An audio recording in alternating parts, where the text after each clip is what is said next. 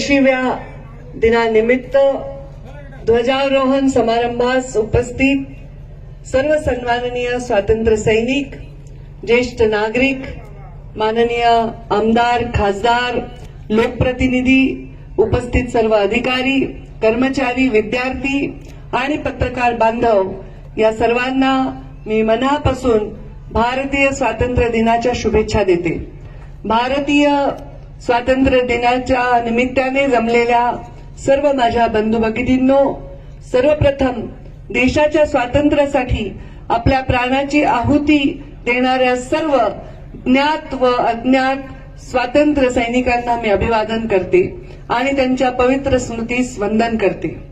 15 August 1947 रोजी भारतीयांनी British साम्राज्याच्या छायेतून बाहेर येत स्वतंत्रतेचा एक श्वास घेतला। हा क्षण केवळ राष्ट्रीय विजय नव्हे तर एक सामाजिक, सांस्कृतिक आणि ऐतिहासिक परिवर्तनाचा आरंभ आहे। भारतीय स्वातंत्र्य संग्रामाच्या शूर सैनिकांच्या बलिदान आणि कष्ट, त्याचबरोबर अनेक महान नेत्यांच्या आणि क्रांतिकारकांच्या प्रयत्नांनी आपल्या देशाला स्वातंत्र्य मिळालेले आहे।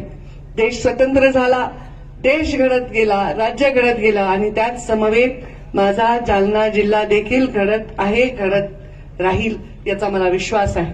आपल्या जालना जिल्ह्याच्या स्थापनेला देखील 45 वर्ष पूर्ण झालेली आहेत आणि या 45 वर्ष पूर्ण झालेल्या जालना जिल्ह्याच्या या स्थापनेमध्ये 3 महत्वाचे स्तंभ या जालना जिल्ह्याचे आहेत।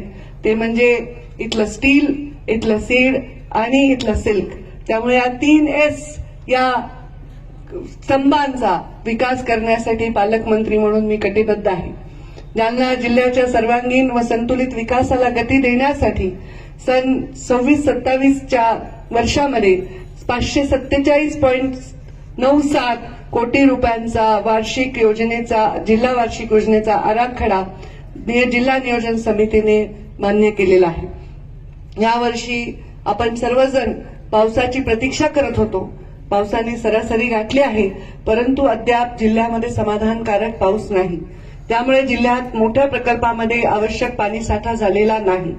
यावर्षी जिल्ह्यामध्ये खरीपाचे एकूण 6,25,000 हेक्टर क्षेत्र असून सुमारे 5,68,00,000 हेक्टरहून अधिक क्षेत्रावर पेरणी झालेली आहे। पाण्याचं जेवढं आपल्याला नियोजन करता येईल, काटकसरीने वापर करता येईल, यावर सर्वांनी जागरूकपणे लक्ष द्यावं असं मी पर्यावरण मंत्री म्हणून देखील आपल्या सर्वांना आवाहन करते।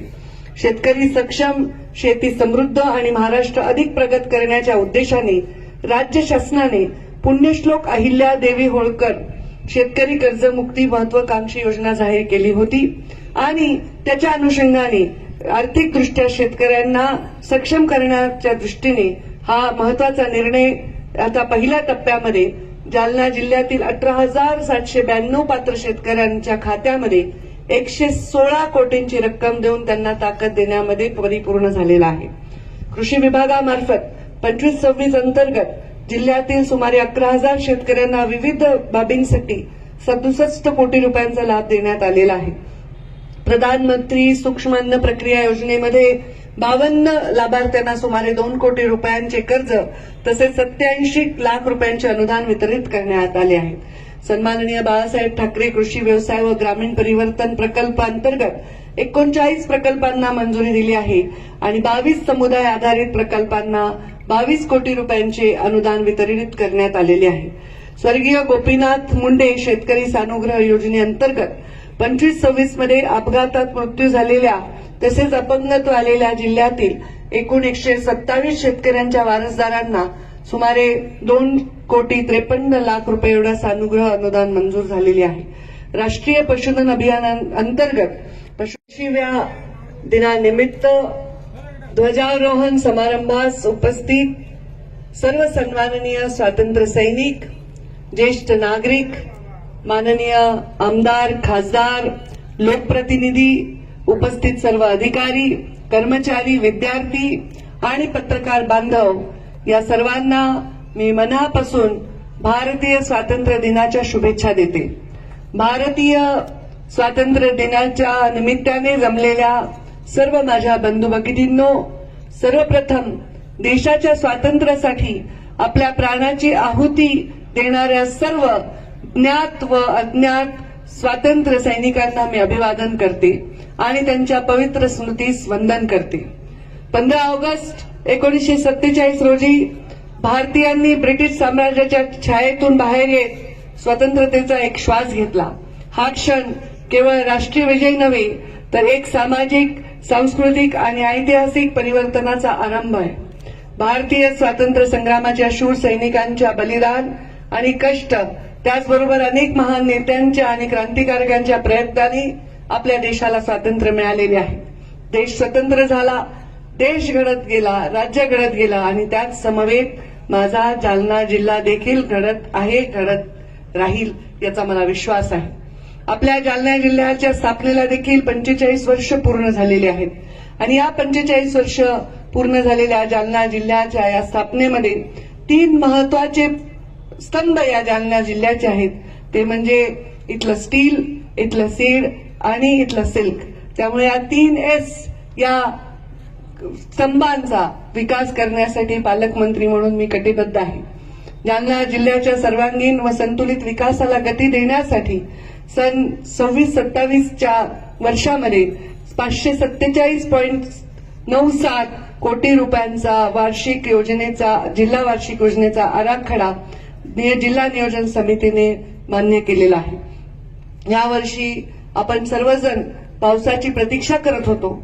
पावसाने सरासरी गाठली आहे, परंतु अद्याप जिल्ह्यामध्ये समाधानकारक पाऊस नाही. त्यामुळे जिल्ह्यात मोठ्या प्रकल्पामध्ये आवश्यक पाणीसाठा झालेला नाही. यावर्षी जिल्ह्यामध्ये खरीपाचे एकूण 6,25,000 हेक्टर क्षेत्र असून सुमारे 5,68,00,000 हेक्टरहून अधिक क्षेत्रावर पेरणी झालेली आहे. पाण्याचं जेवढं आपल्याला नियोजन करता येईल, काटकसरीने वापर करता येईल, यावर सर्वांनी जागरूकपणे लक्ष द्यावं, असं मी पर्यावरण मंत्री म्हणून देखील आपल्या सर्वांना आवाहन करते. शेतकरी सक्षम, शेती समृद्ध आणि महाराष्ट्र अधिक प्रगत करण्याच्या उद्देशाने राज्य शासनाने पुण्यश्लोक अहिल्यादेवी होळकर शेतकरी कर्जमुक्ती महत्वाकांक्षी योजना जाहीर केली होती आणि त्याच्या अनुषंगाने आर्थिकदृष्ट्या शेतकऱ्यांना सक्षम करण्याच्या दृष्टीने हा महत्वाचा निर्णय आता पहिल्या टप्प्यामध्ये जालना जिल्ह्यातील 18,792 पात्र शेतकऱ्यांच्या खात्यामध्ये 116 कोटींची रक्कम देऊन त्यांना ताकद देण्यामध्ये परिपूर्ण झालेला आहे. कृषी विभागामार्फत 25-26 अंतर्गत जिल्ह्यातील सुमारे 11,000 शेतकऱ्यांना विविध बाबींसाठी 67 कोटी रुपयांचा लाभ देण्यात आलेला आहे. प्रधानमंत्री सूक्ष्म अन्न प्रक्रिया योजनेमध्ये 52 लाभार्थ्यांना सुमारे 2 कोटी रुपयांचे कर्ज तसेच 87 लाख रुपयांचे अनुदान वितरित करण्यात आले आहे. सन्माननीय बाळासाहेब ठाकरे कृषी व्यवसाय व ग्रामीण परिवर्तन प्रकल्प अंतर्गत 39 प्रकल्पांना मंजुरी दिली आहे आणि 22 समुदाय आधारित प्रकल्पांना 22 कोटी रुपयांचे अनुदान वितरित करण्यात आलेले आहे. स्वर्गीय गोपीनाथ मुंडे शेतकरी सानुग्रह योजनेअंतर्गत 25-26 मध्ये अपघातात मृत्यू झालेल्या तसेच अपंगत्व आलेल्या जिल्ह्यातील एकूण 127 शेतकऱ्यांच्या वारसदारांना सुमारे 2,53,00,000 रुपये एवढं सानुग्रह अनुदान मंजूर झालेले आहे. राष्ट्रीय पशुधन अभियानाअंतर्गत